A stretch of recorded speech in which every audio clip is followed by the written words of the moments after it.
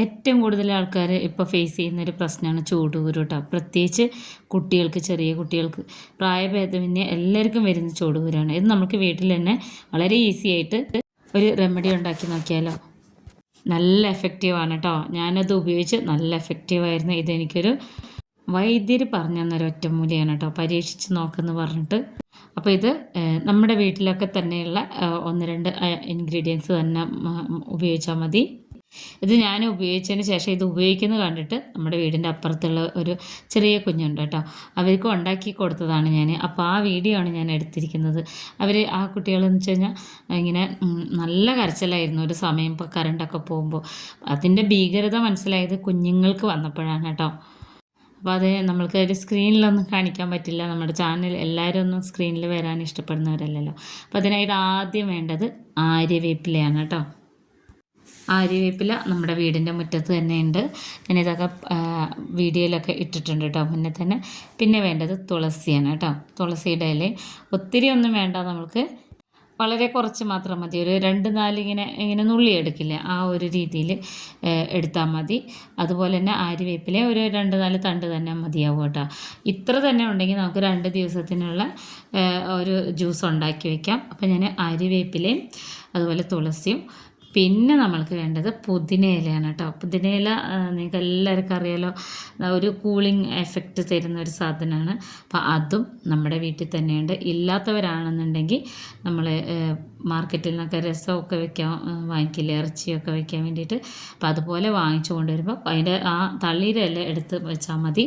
പിന്നെ ഇത് നമ്മുടെ കറ്റാർവാഴയാണ് കേട്ടോ, വീട്ടിലുള്ള കറ്റാർവാഴ. പക്ഷെ പറഞ്ഞിട്ട് കാര്യമില്ല, വെയിലിൻ്റെ ആ ഒരു ഭീകരത അറിയണമെന്നുണ്ടെങ്കിൽ ഇങ്ങനെയൊക്കെ നോക്കണം. അത് വെയിലടിച്ചിട്ടാണെന്ന് തോന്നുന്നു, നല്ലോണം ഇങ്ങനെ പഴുത്തിരിക്കുന്ന പോലെ ഉണ്ട്. പക്ഷെ ജെല്ലൊക്കെ നല്ല കറക്റ്റാണ് കേട്ടോ, നല്ല ഗ്രീനിഷ് കളറിൽ. അപ്പോൾ ഇനി ഇത് കറ്റാർവാഴ എടുക്കുമ്പോൾ 2 മണിക്കൂറെങ്കിലും മുന്നേ എടുത്ത് വെക്കണം. നമ്മൾ വൈകുന്നേരം ഒടിച്ച് വെച്ചാൽ മതി, പിറ്റേ ദിവസം ബാക്കിയെല്ലാം കളക്ട് ചെയ്താൽ മതി. അപ്പോൾ ഞാനിപ്പോൾ ഇവിടെ ഇതെല്ലാം കൂടെ ജ്യൂസ് ആക്കുന്നുണ്ട്. ഞാൻ കാണിച്ചു തരാം എങ്ങനെയാണെന്ന്. നന്നായിട്ട് കഴുകിയെടുക്കണം. പ്രത്യേകിച്ച് കുട്ടികൾക്കൊക്കെ ഉപയോഗിക്കുന്നതാകുമ്പോൾ നമ്മൾ അത്രയും സേഫായിട്ട് തന്നെ ഉണ്ടാക്കിയെടുക്കണം. പിന്നെ കറ്റാർവാഴ ഉണ്ടല്ലോ, ചിലവർക്കെങ്കിലും അലർജി പോലെയുള്ള സംഭവങ്ങളൊക്കെ, ചൊറിച്ചിലൊക്കെ വരും.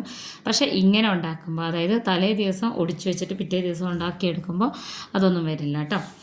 അത് ഞാൻ ഗ്യാരണ്ടിയാണ്. ഞാൻ എപ്പോഴും പറയാറുണ്ട്, ഞാനൊരു ഇച്ചിരി അലർജിയുടെ ഇതുള്ള അസുഖമുള്ള ഒരാളാണ്. അതുകൊണ്ട് ഞാൻ കുറച്ച് കെയർഫുള്ളായിട്ടാണ് എല്ലാം ചെയ്യാറ്. അപ്പോൾ ഇത് മിക്സിയുടെ ചെറിയ ജാറിലേക്ക് ഇട്ട് കൊടുക്കണം. പുതിനയിലയും തുളസിയിലയും അതുപോലെ തന്നെ ആര്യവേപ്പിലയും കൂടിയിട്ട്. പിന്നെ നമ്മൾക്ക് അലോവേരയുടെ ജെല്ലാണ് എടുക്കേണ്ടത് കേട്ടോ. ഞാനിത് നിങ്ങൾക്ക് കാണിക്കാൻ വേണ്ടി മാത്രമാണ് അത് അലോവേര മുറിച്ചെടുക്കുന്നത് കാണിച്ചത്. പക്ഷെ ഞാനിതിൽ ഉപയോഗിക്കുന്ന അലോവേര എന്ന് പറയുന്നത് തലേ ദിവസം അതിൻ്റെ അടിയിലുള്ള ആ ഭാഗങ്ങൾ വെട്ടി വെച്ചിട്ടുണ്ടായിരുന്നു കേട്ടോ. അപ്പോൾ അതിൻ്റെ ആ ഒരു കറ പോലെ ഉണ്ടല്ലോ, ഒരു ഗ്രീനിഷ് കളറിൽ ഇങ്ങനെ പോകും. അത് വെട്ടിക്കഴിഞ്ഞാൽ അത് പോവണം, അതൊരു വിഷാംശം ഉണ്ടെന്നൊക്കെയാണ് പറയുന്നത്, കേൾക്കുന്നത്. എപ്പോഴും നേരിട്ട് അലോവേര ജെല്ല് എടുക്കുകയാണെന്നുണ്ടെങ്കിൽ നമ്മൾ നേരത്തെ അതിങ്ങനെ കുത്തി വെക്കണം ഒടിച്ച് കഴിഞ്ഞിട്ട്. അപ്പോൾ ഇതിൻ്റെ ജെല്ല് ഞാൻ എടുക്കുകയാണ് കേട്ടോ. വളരെ യൂസ്ഫുള്ളാണ്.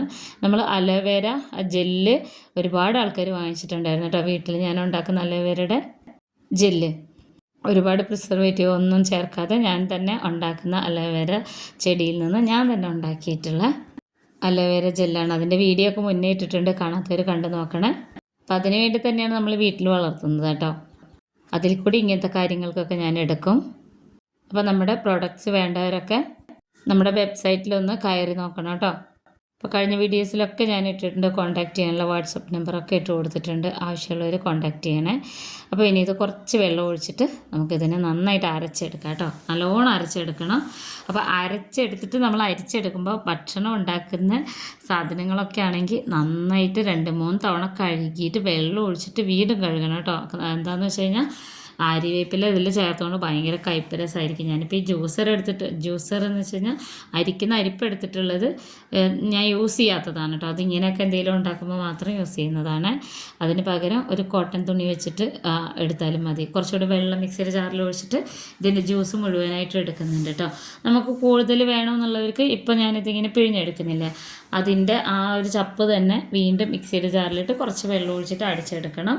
ഒരാഴ്ച വരെ നമുക്കിത് സൂക്ഷിച്ച് വെക്കട്ടെ. അതെങ്ങനെയാണെന്നും കൂടെ ഞാൻ കാണിച്ചു തരാം. ഇത് ഒത്തിരി ആൾക്കാർക്ക് നല്ല ആശ്വാസം കിട്ടുന്നൊരു റെമഡിയാണ് കേട്ടോ. ഇത് നമ്മൾ ആര്യവേപ്പിലയുടെയും തുളസിയുടെ ഒന്നും ആരോഗ്യ ഗുണങ്ങളൊന്നും പറയാതെ തന്നെ എല്ലാവർക്കും അറിയാം. അപ്പോൾ അതാ ഇത്രയും കിട്ടിയിട്ടുണ്ട്. ഇതിൽ കൂടുതലായാലും കുഴപ്പമൊന്നുമില്ല കേട്ടോ. നല്ല ഗ്രീനിഷ് കളറാണ് കേട്ടോ. ഇതുപോലെയാണ് ഇരിക്കുക. ഒത്തിരി ലൂസും അല്ല, ഒത്തിരി ഇങ്ങനെ ടൈറ്റും അല്ലാത്ത രീതിയിലാണ് ഇരിക്കുക. ഇതുണ്ടല്ലോ നേരിട്ട് നമുക്ക് ഇങ്ങനെ തന്നെ ഇത് കയ്യിലൊക്കെ തേച്ച് കൊടുക്കാം കേട്ടോ. ഇതാ ഈ ഒരു രീതിയിൽ തേച്ച് കൊടുക്കാം. കയ്യിലും കഴുത്തിലൊക്കെ ഞാനിപ്പോൾ എണീറ്റ് വന്നിട്ട് അത് കഴുത്തിലൊക്കെ ഇങ്ങനെ തേച്ച് കൊടുത്തതാണ്. ജസ്റ്റ് ഇങ്ങനെ തേച്ച് കൊടുത്താൽ മതി. പക്ഷേ ഇതിനേക്കാളും നല്ല റിസൾട്ട് കിട്ടുന്നത് എന്താണെന്ന് വെച്ച് കഴിഞ്ഞാൽ ഇതിങ്ങനെ ജ്യൂസാക്കിയിട്ട് ഫ്രീസറിൽ വെക്കണം, അതല്ലെങ്കിൽ ഫ്രിഡ്ജിൽ വെക്കണം. നല്ലോണം തണുപ്പിച്ചിട്ട് ഉപയോഗിക്കണം. അത് ഉപയോഗിക്കേണ്ട രീതിയും ഞാൻ കാണിച്ചു തരാം. ഞാനിത് ഉണ്ടാക്കിയ അപ്പോൾ തന്നെ ജസ്റ്റ് ഒന്ന് കഴുത്തിലൊക്കെ ഇങ്ങനെ ചെറുതായിട്ട് എനിക്ക് ചൂട് വരുന്നുണ്ട്, ചൂടുകുരു. മെയിനായിട്ട് ഇങ്ങനെ ചൊറിച്ചിലുണ്ടാവില്ല. ഏറ്റവും ഇറിറ്റേറ്റഡ് ആണ് ഈ ചൂട് കാലത്ത് ഈ ചൊറിച്ചിൽ വരുന്നത്. പിന്നെ ആ കുരു വന്നു കഴിഞ്ഞിട്ടുണ്ടെങ്കിൽ പറയണ്ട, പിള്ളേർ കുട്ടികളൊക്കെ ഇങ്ങനെ ഭയങ്കരമായിട്ട് കരയുന്ന കാണുമ്പോൾ സങ്കടം തോന്നും കേട്ടോ. ഇത് പൗഡർ ഇട്ട് കൊടുക്കുന്നതൊന്നും ഒരു ശാശ്വത പരിഹാരമായിട്ട് എനിക്ക് തോന്നിയില്ല കേട്ടോ. അതൊക്കെ നമ്മുടെ പേഴ്സണൽ ചോയ്സാണ്, ഞാൻ പറഞ്ഞെന്ന് മാത്രമേ ഉള്ളൂ. അപ്പോൾ ഇനി ഇത് ഞാൻ കുറച്ച് എടുത്തിട്ട് ഞാൻ കാണിച്ചു തരാം. ഇതുണ്ടല്ലോ നമുക്ക് അപ്പുറത്തെ വീട്ടിലെ കുട്ടിക്ക് കൊടുക്കാനുള്ളതാണ് കേട്ടോ. അപ്പോൾ ചെറിയ കുഞ്ഞാണ്, 1.5 വയസ്സായ കുഞ്ഞാണ്. അപ്പോൾ ഞാനിത് കുറച്ച് ബൗളിലേക്ക് മാറ്റിയിട്ട് ഞാനിത് ഫ്രീസ് ചെയ്യാൻ വെക്കണം. ബാക്കി ഞാൻ അവർക്ക് കൊടുക്കും. അപ്പോൾ ഒരു മണിക്കൂർ കഴിഞ്ഞതിന് ശേഷം അത് നല്ല ഫ്രീസായി വന്നിട്ടുണ്ട്. ഞാൻ ഹൈയിലാക്കി വെച്ചിട്ടുണ്ടായിരുന്നു കേട്ടോ ഫ്രിഡ്ജിൻ്റെ ആ ലെവൽ. അപ്പോൾ ഇതാ നന്നായിട്ട് തണുത്ത് വന്നിട്ടുണ്ട്. ഇനി ഇത് ഉപയോഗിക്കുന്നതെന്ന് വെച്ച് കഴിഞ്ഞാൽ നമ്മൾ കാലത്ത് ചൂടിങ്ങനെ വരുന്ന സമയമുണ്ടല്ലോ, കുട്ടികളിങ്ങനെ വിയർക്കുന്ന സമയം, കുട്ടികളെന്നല്ല വലിയവരും കുട്ടികളും. അപ്പോൾ വലിയവർ കാണുന്നുണ്ടെങ്കിൽ നേരിട്ടിട്ട് ഇതുപോലെ ഐസ് ഇങ്ങനെ ചെയ്ത് കൊടുക്കാം. പക്ഷേ കുട്ടികൾക്ക് ഒത്തിരി തണുപ്പ് അത്ര നല്ലതല്ല. നമ്മൾക്കും ഈ പറയുന്ന പോലെ ഇത്രയും തണുപ്പ് വേണ്ടാന്നൊക്കെ ഉണ്ടെങ്കിൽ ഇത് ചെയ്യേണ്ടത് എന്താണെന്ന് വെച്ച് കഴിഞ്ഞാൽ കോട്ടൺ തുണി, അതല്ലെങ്കിൽ തോർത്ത്, അതുപോലെ അധികം കട്ടിയില്ലാത്ത കർച്ചീഫോ എന്തെങ്കിലും ഉണ്ടെങ്കിൽ ഈ ഒരു ഐസ് അതിൽ വെച്ച് കൊടുക്കുക. എന്നിട്ട് ഒരു 2-3 മിനിറ്റ് വെയിറ്റ് ചെയ്യുക കേട്ടോ. അതായത് ഇത് മെൽറ്റാവാൻ വേണ്ടി, കുറച്ച് മെൽറ്റാവാൻ വേണ്ടിയിട്ട്. അപ്പോൾ ഒരു ചെറിയ തണുപ്പ് മാത്രമേ ഉണ്ടാവുള്ളൂ. പക്ഷേ ഇത് തേച്ച് കൊടുക്കുമ്പോൾ ഉണ്ടാകുന്ന ഒരു സുഖമുണ്ടല്ലോ, നമ്മൾ സിയുടെ ഉള്ളിലൊക്കെ പെട്ടെന്ന് കയറുമ്പോൾ ഉണ്ടാകുന്ന ഒരു എഫക്റ്റാണ് നമുക്ക് വരിക. ഇത് കുട്ടികളുടെ കഴുത്തിലോ കാലിൻ്റെ ഇടയിലൊക്കെ ഇങ്ങനെ നല്ല ചൊറിച്ചിൽ വരില്ലേ, പ്രത്യേകിച്ചും ഈ ഒരു സമയത്ത് ചെറിയ കുഞ്ഞുങ്ങൾക്ക്. ഇതെന്താണെന്ന് വെച്ച് കഴിഞ്ഞാൽ ഇങ്ങനെ ചെയ്തെടുക്കുമ്പോൾ കൂടുതൽ വെള്ളത്തിൻ്റെ അംശം ഉണ്ടാവില്ല കേട്ടോ. അപ്പം ഞാനിത് ഇങ്ങനെ കഴുത്തിലാണ് എനിക്ക് ഏറ്റവും പ്രോബ്ലം ഉള്ളത്.